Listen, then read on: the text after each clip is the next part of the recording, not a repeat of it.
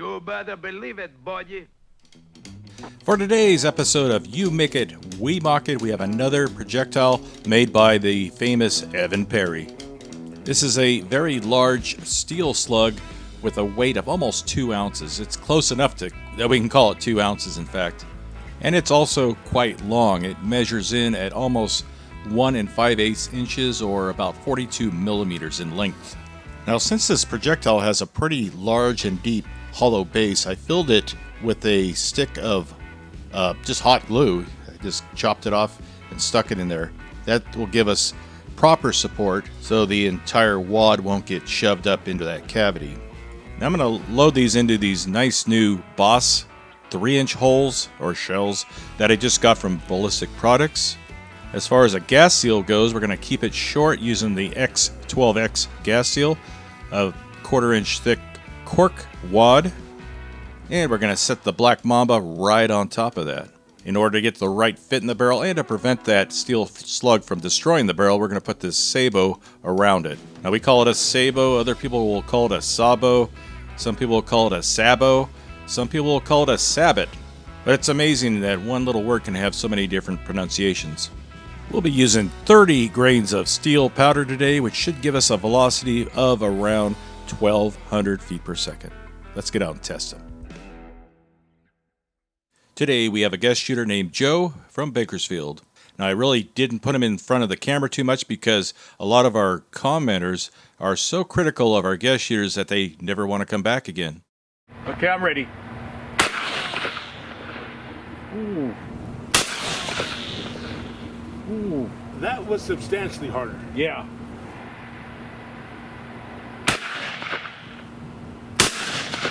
Same spot. Now I didn't get any high-speed footage of the first shot, but the second shot, which landed in almost the same exact spot, I did get, and it should have looked about the same. Okay, let's look at that again, and here comes the slug. We had a little bit of spin, but not enough to really stabilize it. So it's possible I didn't get the thickness of the sabot right. It felt right, the measurements were right, but maybe because of that really heavy slug, we had some slippage, and we just didn't get that spin we needed. And if you look closely, you'll see there's no red dot on that shotgun, and also no front sight. Somehow on the red dot, the wrong screws were used to hold it to the base, and the thing more or less fell apart on us. So we just had to wing it. I mean, he came a long way to shoot, and we couldn't just cancel it. I am ready. There you go. Now, despite that, Joe was able to hit the cabbage, not direct center, but he managed to hit it, so that still counts. Now, if we look a little closer, despite my efforts to keep the wad from getting shoved into the back of the slug with the hot glue plug, the cork wad still managed to get stuck to it. But again, we had pretty poor stability. It was far worse this time. There was just no spin at all, and it definitely needed some spin. We're using a rifled shotgun, and we're just not transferring that spin from the rifling to that slug through the sabots. Okay, I'm ready.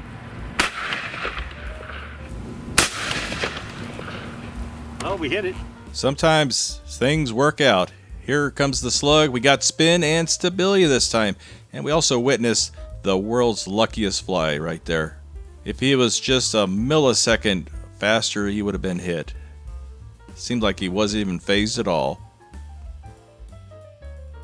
Now that slug did some tremendous damage to the lead plate, but it was on the edge. I'll show you the details after this shot. But we decided to take another shot, try to get a more centered hit.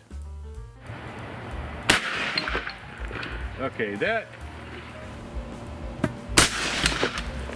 I saw a puff of dust over here, so I'm pretty sure it went through. Now, if it weren't for bad luck, I'd have no luck at all.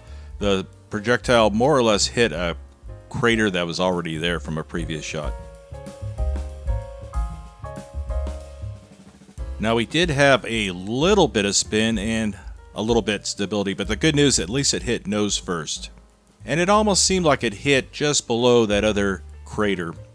And yes, we do have a nice clean hole through the plate now, and here's the slug tumbling along after it bounced off the table. it almost knocked the black off it. It's kind of covered with silver lead now. Now the big question is, did that thing officially penetrate the lead plate or not? We had a little bit of help there. We had a crater there, that kind of a starter hole. But to me, I think it would have penetrated the plate had he hit a clean spot. Let's take a look at the entry hole there. It's a massive crater. You can definitely fit my finger through there, OG style. And if we look at the back of the plate, it looked like a freight train drove through that thing. Big old hole. It's about a 3/4 of an inch large or bigger. And if we look at the first shot where he hit the edge, just a crater that extends the full thickness of the lead plate. So I'm not really sure how to call this. I think it would have gone through, but we don't have verifiable proof that it went through. Well, we only had 5 of those slugs to test today, so it made for a pretty quick video. I hope you enjoyed it still. We had fun shooting it. It was nice meeting a viewer, Joe from Bakersfield, to come out and help me out that day. We got 2 videos shot. Now there's a few other folks that contacted me. Many are 3 or 4 hours away from me, and I really want to avoid having people drive that far to come out and spend 3 or 4 hours out in the sun and then have to turn around and drive back home. The cost in gas would just be almost prohibitive. Now, when Joe and I were on our way out to the range, we found this yard sale, and out in front of the yard sale was this mannequin. Asked the lady, "Hey, well, how much you want for that mannequin?" $3. I have another one here. It's like a full-size, child-size mannequin. It's all plastic. And how much for that one? $5 for both of them. Where can you can't even buy a cabbage for that much. It was insane. Anyway, thanks for watching. We'll see you next time.